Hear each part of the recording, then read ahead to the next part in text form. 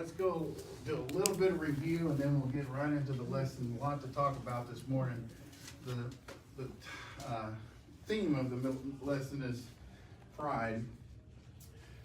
So you could probably teach an entire year on the subject of pride in the Bible and never exhaust it. So we're going to touch on it this morning. It's a very serious topic. It's also a very detrimental thing for Mrs. Sandra Jones. Anybody need her address and phone number? I don't know what this is. So, I don't know if it fell out of somebody's. Okay, so last week we talked a little bit about Pharaoh, about Egypt. Week before that was about Pharaoh. This week is about a comparison between Pharaoh and a very interesting fellow named the Assyrian. Next week is also about Pharaoh. So it's interesting because there's 4 chapters here that are about Egypt and about Pharaoh, and we know that those represent the things of the world, or represent the world. And what is the Christian supposed to do? We live in the world, but we're not of the world. So we'll talk a little bit about that. So do a little bit of review here. There's our chapter titles. We'll go through those in a little more detail later on. Today is Pharaoh and the Assyrian. This is kind of the breakdown of the 4 sections of the book of Ezekiel. We got the first 3 chapters are all about the call.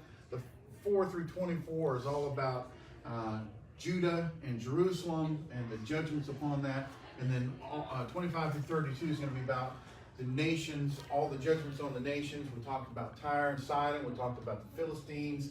We talked about the Ammonites, the Moabites, the Edomites, Tyre and Sidon in Lebanon, Syria, some of those nations that were judged. Now we're talking about Egypt. Egypt is situated way down here, and it was always a contention with Israel, with the people of God, because it represented the world. We found that the one thing that they wanted when they went out of the world was to get back to the world. They missed the onions and the leeks and the garlic and all the good stuff they had in the world. All the whole time forgetting about the bondage and the hard labor and all the work that it was in the world. The Bible talks about that Jesus said, "My yoke is easy and my burden is light." So why is it so hard to live as a Christian in the world today? So we'll talk a little bit about that. So we talked about Tyre and Sidon represents the devil. So we talked about the devil. We had the devil mask and all that. So you remember that? We fought the devil a couple times. And so we'll continue on here in our outline. Here's a little bit about Egypt. Here's Egypt today. You've got Sudan, Libya, Chad, Ethiopia, Eritrea. There's a conflict between these 2 countries right now. There's DR Congo, and then right around in here somewhere is Uganda. Right there. That's where my daughter is. By the way, thank you for praying for us. It was probably the hardest couple of days of our lives. But we appreciate your prayers. God's grace is sufficient. Amen. And it was hard. It's hard because it's not like they're gone. They're gone somewhere and building a life and building a family and building a ministry way far away. And we're not there to see it. And they're going to be gone for a long, long time. So you just pray for them. Pray for us. So anyway, back to Egypt. Back to Egypt. Shut up, Steve. Okay. Here's Egypt. The Egyptian Empire extended from way down here, even up into towards the Hittite Empire. We're going to talk today about the Assyrian Empire. The Assyrian Empire was even more vast and encompassed part of the Egyptian Empire for a time. So we'll talk a little bit about that. Okay, Judgment Day for Pharaoh is in chapter 29.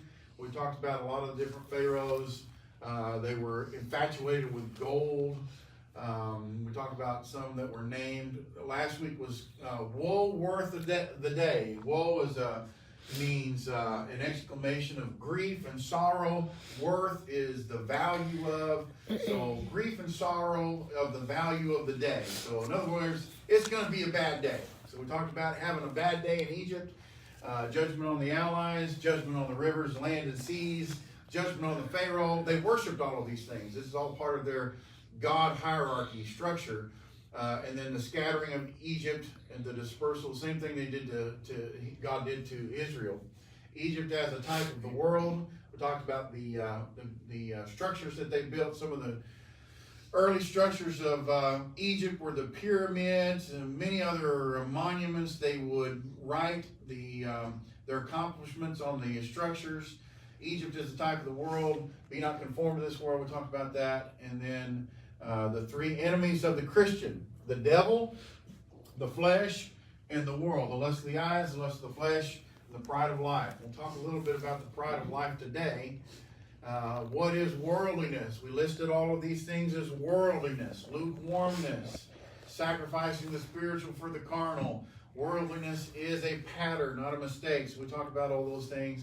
How does the world affect me? And then we talked about how to protect yourself and your family from the influence of the world. Develop a good defense. And I might put in there insulation. You insulate instead of isolate. You don't set yourself apart, go up in a mountain and say, I'm serving God up in the mountain. I'm away from the world. No, God doesn't want us to be that far away from the world. He just doesn't want us to be of the world. And that's difficult. It's hard. It's not easy to do that in our world today. Set your affections on things above. Realize the destructive power of the world. So we talked about that. Okay. Today, go to Ezekiel chapter 31. This was an interesting chapter because it basically just talks about this strange comparison with this fella called the Assyrian. He's not named, but he obviously is a king of Assyria. And so we start out in verse 1, chapter 31. And it came to pass in the 11th year, the 3rd month, and the 1st day of the month, that the word of the Lord came unto me, saying. Now, we know that the siege of Jerusalem began on the 9th month, the 10th day of the 10th month, the 9th day of the 10th month. Anyway, it started on 9. This starts on 11. So a couple of years later, it's not been completed yet. The siege is still going on, but it hasn't been completed. It's like 4 or 5 months before the actual fall of Jerusalem.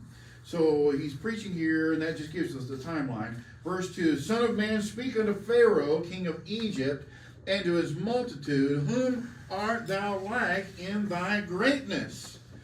Behold, the Assyrian was a cedar in Lebanon. Okay, so he's talking about the Assyrian Empire. Where did my pointer go? Right here. There it is. Okay. So Assyria, the Assyrian, this is the Egyptian Empire down here. This is Israel. And the Assyrian Empire stretched all the way from here to here. Babylon is over here. It encompassed the northern kingdom of Israel for a while. And remember that the northern kingdom, 150 years before the Babylonian captivity, 150 years before this, the northern kingdom was taken into Assyrian captivity for their wickedness. All right, so Assyria was a strong power. They even stretched all the way down to Egypt for a while. Their kings were also called pharaohs of Egypt. And it's interesting because some of the pharaohs that were pharaohs at that time were also pharaohs. Okay, so you have pharaohs down here, you got pharaohs up here. Nebuchadnezzar was once called the pharaoh of Egypt because he conquered Egypt as well. So you have the Assyrian Empire. Who conquered the Assyrian Empire? Alexander. Babylon. Babylon, okay. So Nebuchadnezzar, actually his father, Nebuchadnezzar was a general in his father's army. I forget his name. Does anybody remember his name? Started with a Nebu something. Anyway, Nebuchadnezzar. Okay, Nebuchadnezzar was his father. His father was the king of Babylon at the time. It was his father who built Babylon up to the great empire that it was, so much so that he led the charge against Assyria, overtook Syria, and then 150 years later, we see, Syria lasted for 150 years. It was just a year before he had conquered Assyria that Nebuchadnezzar died, and Nebuchadnezzar became king of Babylon, is when they started the siege against Babylon. So keep that in mind as we go a little bit further here. Okay, so you have this guy, the Assyrian. He's not named, but it just begins to describe him and what he was all about. Verse 3, behold, the Assyrian was a cedar in Lebanon. Lebanon's up here. It's just north. Tyre and Sidon were both in Lebanon. So, okay, keep that in mind.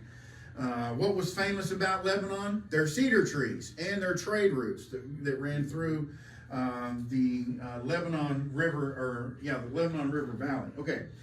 With fair branches and with shadowing shroud and of an high stature, and his top was among the thick boughs. The waters made him great, the deep set him up on high, with her rivers running round about his plants, and sent out her little rivers unto all the trees of the field. Therefore his height was exalted above all the trees of the field, and his boughs were multiplied, and his branches became long, because of the multitude of waters. When he shot forth, all the fowls of heaven made their nests in his boughs, and under his branches did all the beasts of the field bring forth their young, and under his shadow dwelt all great nations. Now that's an interesting statement. I'll get into this a little bit farther, but I want you to understand there are some people who believe that this Assyrian is a representation of the Antichrist in Revelation. There's some comparisons that can be drawn between the Assyrian and the Antichrist, and some people say this is one of the earlier references of the Antichrist in the Old Testament.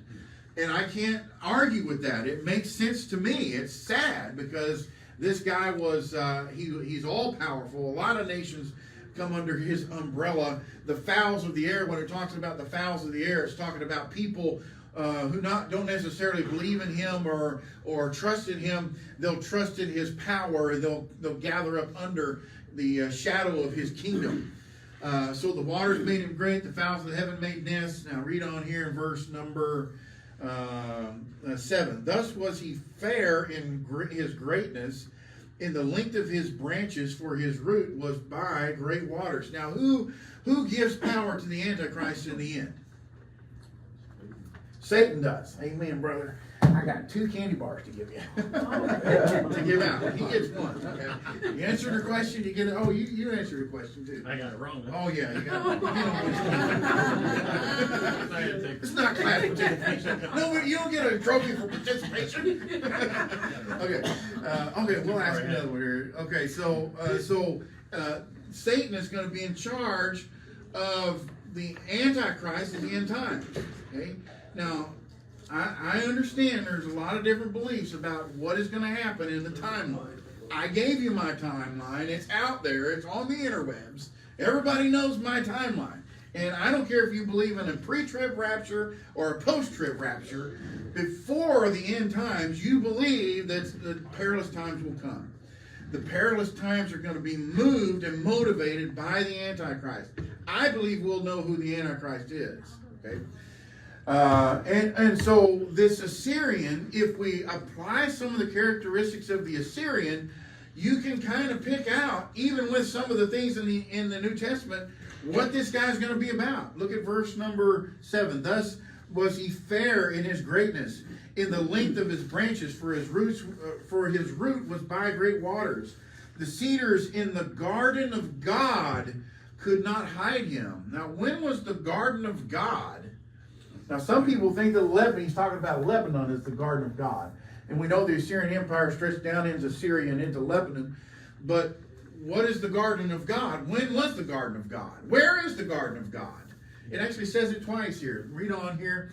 The fir trees were not like his boughs, and the chestnut trees were not like his branches, nor any tree in the garden of God was like unto him in his beauty.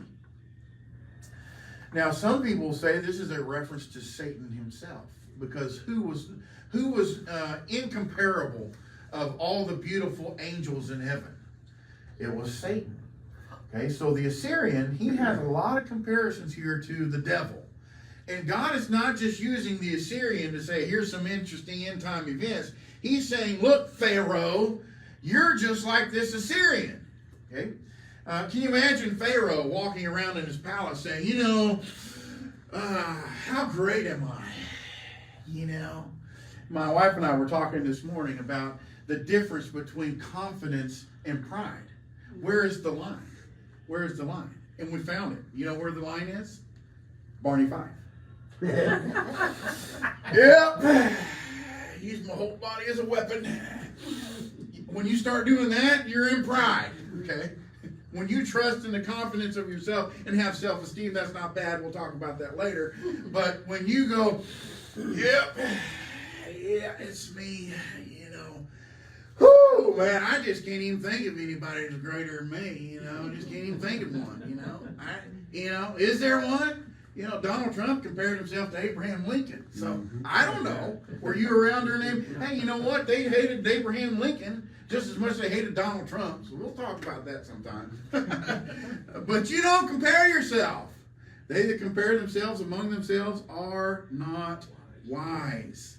Okay, so here's the comparison. God is saying, look, Pharaoh, you may think you're as great as the Assyrian Empire, but the Assyrian Empire actually conquered the Egyptian Empire for a while there. Okay, moving on, verse 9. I have made him fair by the multitude of his branches, so that all the trees of Eden, whoa, wait a minute, this has got to be talking about something else, that were in the garden of God envied him. Therefore, thus saith the Lord God, because thou hast lifted up thyself in height, and hast shot up his top among the thick boughs, and his heart is lifted up in his height.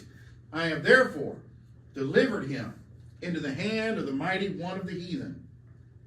Now, the scholars were unclear on who the mighty one of the heathen is. I believe it was Nebuchadnezzar, because this is actually speaking to Pharaoh Hophri, which is mentioned in Jeremiah 34, I think it is, or 24.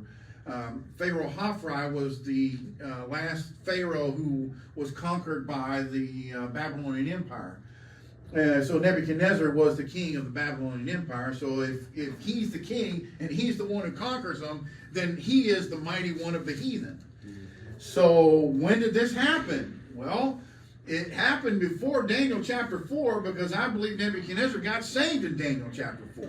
Okay, reading on. Now, there's debate about that, and I won't argue with you. But okay, verse 11. I have therefore delivered him into the hand of the mighty one of the heathen. He shall surely deal with him. I have driven him out for his wickedness, and strangers, the terrible of the nations, have cut him off, and have left him upon the mountains, and in all the valleys his branches are fallen, and his boughs are broken by all the rivers of the land, and all the people of the earth gone down from his shadow, and have left him. Upon his ruin shall all the fowls of the heaven remain, and all the beasts of the field shall be upon his branches, to the end that none of all the trees by the waters exalted themselves for their height, neither shoot up their top among the thick boughs, neither their trees stand up in their height, all that drink water, and for they are all delivered unto death. To the nether parts of the earth, in the midst of the children of men, with them that go down to the pit. Now, down to the pit is a reference to hell. There's very few references to hell in the Old Testament, but when you see something that says down to the pit, it's talking about the afterlife. The Egyptians believed in a strange afterlife. They believed in some wild stuff. They preserved their bodies as much as they could. The mummification process was pretty... Oh, I thought I was ripping pages over here. Okay, sorry about that. Okay, so the pharaohs believed in this afterlife that was unique, it was odd, it was strange, and it kept changing. You know, every pharaoh that came on said, oh, I've got a word of knowledge. That God that was in charge, he's no longer in charge. It's a different one. I've declared it, therefore it is. Okay? They make up stuff, just like the liberals do today. They just make it up. They just make it up. I've got a word of knowledge. No, you had pizza last night. Okay. So, with them they go down to the pit. Thus saith the Lord God, in the day when he went down to the grave, I caused a mourning. I covered the deep for him, and I restrained the floods thereof, and the great waters were stayed. Now remember, Egyptians depended on those flooded deltas of the Nile River to water their farmlands, and it happened every year at a particular time. Same thing in Lebanon. It was the waters that made the king in Lebanon, the Assyrian, great. Great waters were stayed, and I caused Lebanon to mourn for him, and all the trees of the field fainted for him. I made the nations to shake at the sound of his fall, and I cast him down to hell with them that descend into the pit, and all the trees of Eden, the choice and best of Lebanon, all that drink water, shall be comforted in the nether parts of the earth. They also went down into hell with him unto them that be slain with the sword, and they that were his arm, that dwelt under his shadow in the midst of the heathen. To whom art thou thus like in glory and in greatness among the trees of Eden? Yet shalt thou be brought down with the trees of Eden unto the nether parts of the earth. Thou shalt lie in the midst of the uncircumcised with them that be slain by the sword. This is Pharaoh and all his multitude, saith the Lord God. Okay, that's chapter 31. So let's do a little bit of review, and then we'll see what we have to learn today. God compares Pharaoh to the Assyrian. The cedar in Lebanon, cedar trees were super popular. They were large trees, and they were very much sought after trees, and they were grown for the wood that they used to build structures. Most of them came from Lebanon. The waters made him great. We know who makes great people great. It's God. Fowls of the heaven made their nests among cedars in the garden of God. We talked about that. And I have made him fair. Who made him fair? God made him fair. Fair means greater than or better than others.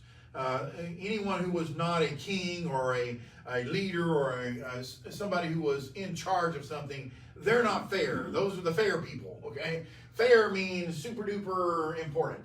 Heart is lifted up in his height. Okay.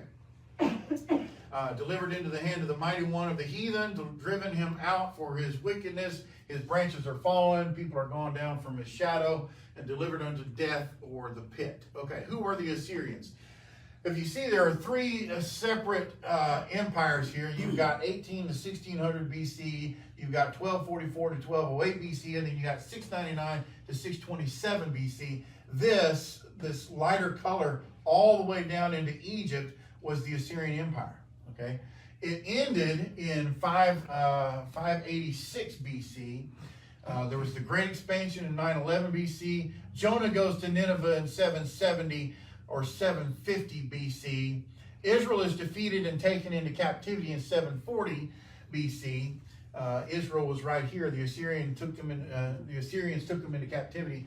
Assyria falls to Medo-Babylon. Babylon actually went into an agreement with the Medes, just like the Persians did to overcome Babylon. But the Medes went in with Babylon to attack the Assyrians and defeated the Assyrians. Nabopolassar was the king at the time. And then the Babylonian captivity begins in 586 BC, okay? Or the first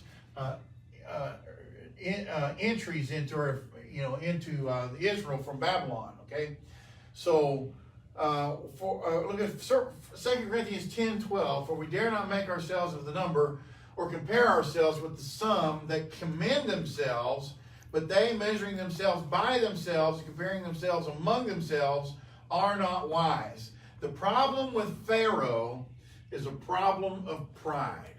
Now, you can go through the Bible and you can spend hours and hours and hours and hours looking up all the verses about pride, all the illustrations about pride, and there's hundreds and hundreds of them. As a matter of fact, probably every book of the Bible has illustrations about pride and how pride destroys. So you would think that pride would be one of those big deals that everybody would know how to fight against, and yet everybody has a problem with pride. Who doesn't have a problem with pride, right?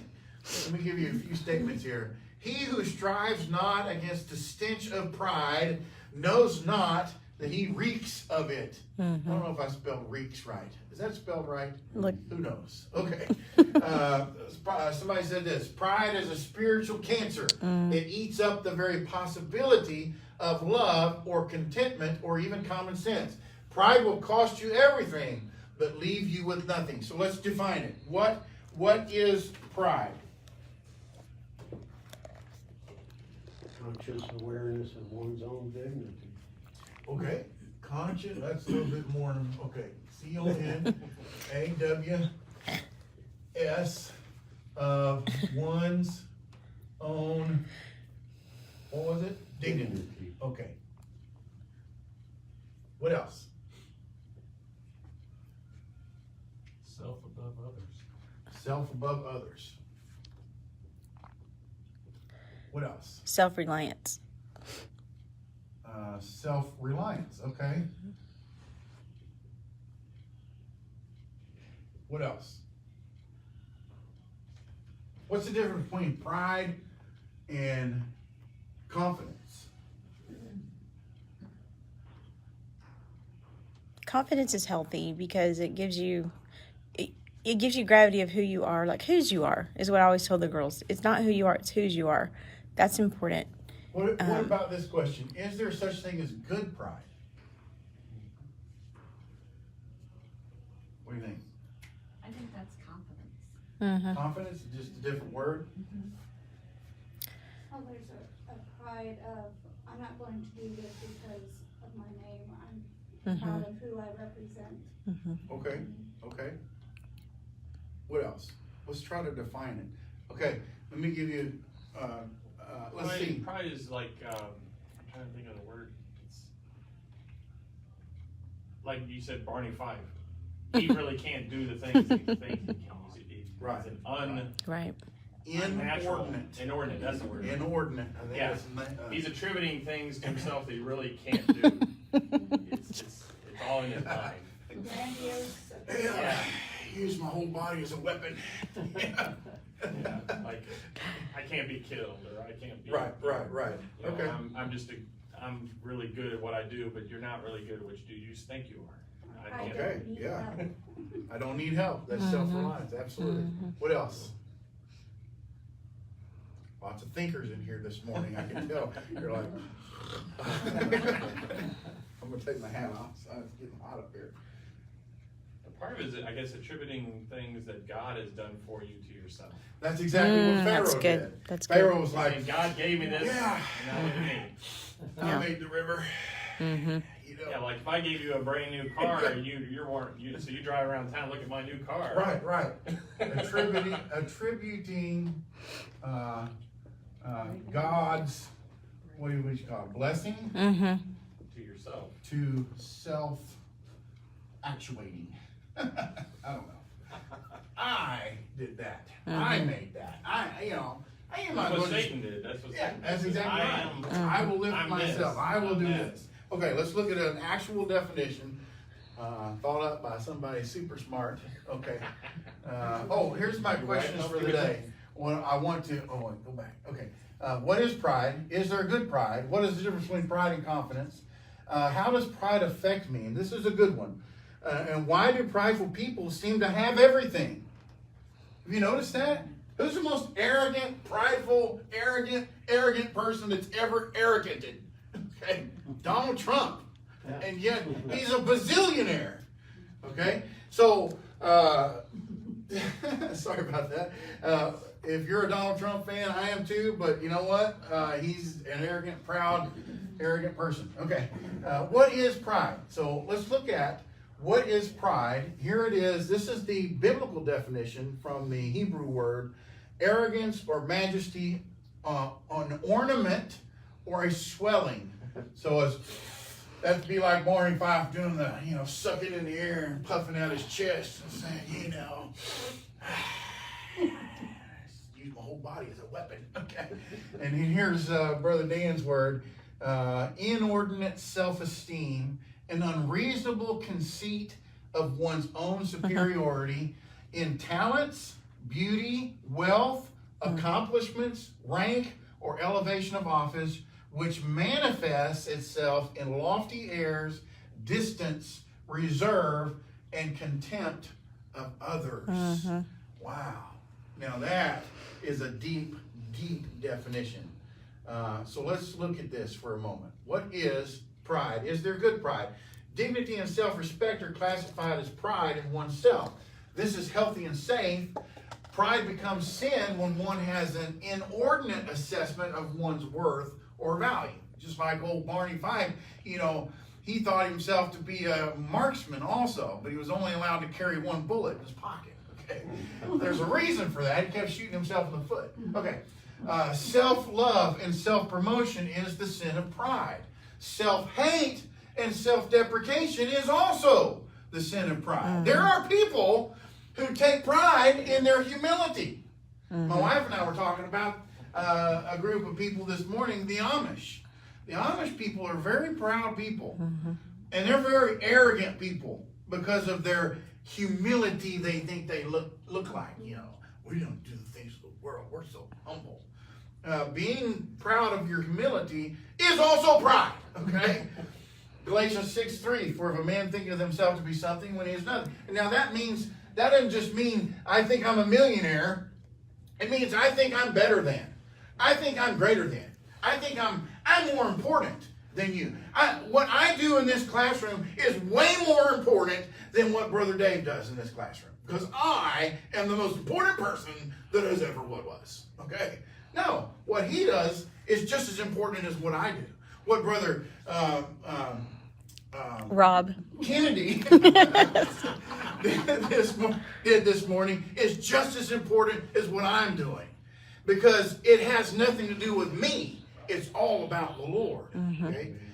When you have this inordinate affection for what you are and what you do, you are full of pride. Just like the guy who's got dog poo on his shoe and everybody else can smell it, but you. Okay? Wherefore let him that thinketh he standeth take heed lest he fall. Let's look at a couple more verses here. I'm out of time already. What is the difference between confidence and pride? I think we talked about this. Confidence in one's own ability without the acknowledgement of God is the sin of pride. How does pride, now I've got 18 points here, so write these down real quick or take a picture. Okay? I told my wife I got 18 points this morning. So here's what pride does. Pride is destructive. Pride destroys communication in your marriage. You want to talk about the catalyst for divorce. It's destroying communication in your marriage because you're so proud you can't ever be wrong. You know, there's all kinds of examples like this in the Bible, and I don't have time to get into them. So let's just look at what the verses say. Pride gives false confidence. But you can be wrong. Yes, absolutely. No, I'm allowed to do that. The women are all, no, just, okay, shutting up. Here's a good one. Pride devalues, now we know this one. Pride goes before a fall. It gives false confidence. The reason it goes before a fall, if you picture in your mind a drunk person has an awful lot of confidence, but they don't have a lot of stability, okay? The only time I've ever been drunk in my whole life was at a race where my mom was actually racing in the race, and while she was out there racing around the track, I was drinking the beer in the ice cooler, okay? And we were in the stands. I was 12 years old, I think. And it's the only time I was actually an idiot enough to drink enough beer to get drunk. Okay? And now when the race was over, I was lit. I was ready to go at age 12, and we were standing up way up high in the stands, okay? And I thought, that's not a problem. I can do this. Oh, yeah, I can do this. And, anyway. Okay, so pride goes before a fall. Pride also devalues others. This is why arrogant people seem to be, have the airs of, I'm better than you. I'm more valuable than you. Because pride devalues others. That's why a man sometimes will be arrogant and be proud and not listen to his wife because he thinks he's of more value than his wife. By the way, your wife is just as important as you are in any relationship. Okay, the other person has to be valued, and God teaches us to do that. The wicked in his pride doth persecute the poor. The pride hides the face of God.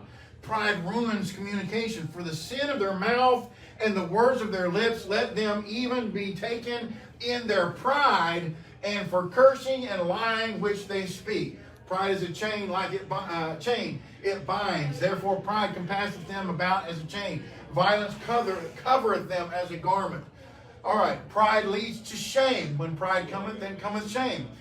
Pride brings contention. Only by pride cometh contention. Pride is a characteristic of the foolish. In the mouth of the fool should be, in the mouth of the foolish is a rod of pride. Pride goeth before a fall, and the most proud shall stumble and fall. Jeremiah 50. Pride brings a man lower. A man's pride shall bring him low. He that is of a proud heart stirreth up strife. Pride leads to strife. Number 12. Pride leads to immorality and debauchery that stains and condemns a society. Behold, this was the iniquity of thy sister Sodom. That's in Ezekiel 16. We studied that. Thy sister Sodom, what was their sin? Pride. It also talked about idleness and talked about wickedness. Pride leads to mental illness. This is in Daniel chapter 4, where Nebuchadnezzar was, he lost his mind because of his arrogance and saying, look at how great I am. I must have done it. And God says, no, you didn't do it. Okay. Pride leads to condemnation, the defeat of the devil. This is an interesting verse. Not a novice, lest being lifted up with pride, he fall into the condemnation, fail, I'll put the word fail there, of the devil. You ever seen those YouTube videos, fail videos, where they're, guy says, hey, watch this, okay? The next thing that happens is the funniest thing you've ever seen, right? Pride leads to dishonesty. The proud have forged a lie against me. 16, pride confirms the enmity of the Lord. Pride is an abomination, and then pride is a symptom of a wicked society.